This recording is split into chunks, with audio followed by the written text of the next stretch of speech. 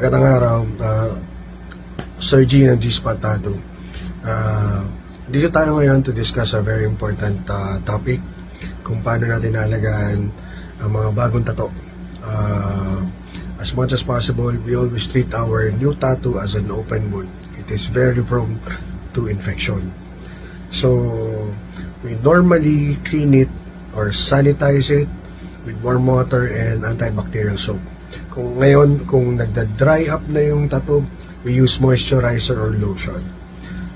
Nire-recommend din namin na use a dry healing method, yung hindi tinatakpan.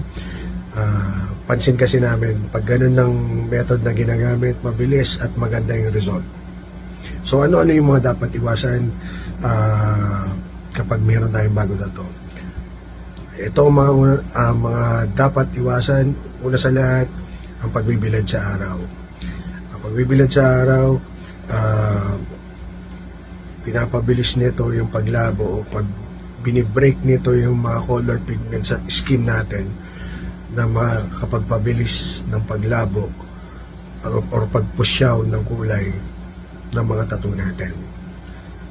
Pangalawa, iwasan muna natin ang swimming pool at beach.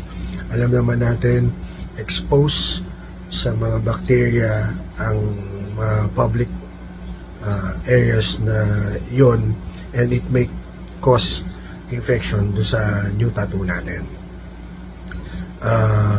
Iwasan din muna natin kumain ng malansa kasi pwedeng magkaroon ng allergic reaction dahil masugat tayo.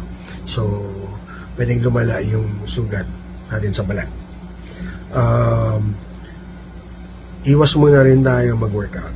Excessive sweat may cause infection.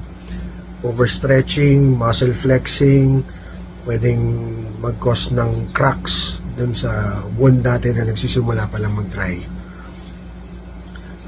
Constant touching. Since ang kamay natin is very prone sa exposure sa bacteria, yung paghawak natin doon na hindi ito na-sanitize, pwedeng mag-cause ng infection. Next, alam nating Makati ang tattoo, iwas din muna tayo kumamot. Ang dapat natin gawin, sanitize ng kamay, tapik-tapik lang para maibsan ng konti yung kate. Pero ang pinakamalaga, tiis-tiis. Kapag nagbabakbak na rin ang tattoo, huwag natin pwersahin, huwag natin kutkutin, huwag natin tuklapin. Kasi possible na pag tuklap natin, baka mamaya break, sumama pa yung kulay. So, yun yung mga basic aftercare method na ina-advise namin sa mga bagong tattoo collectors or bago pa lang sa industriya ng pagpapatato. So I hope meron tayong natutunan ngayong araw. Muli, ito si Sir G. Magandang araw.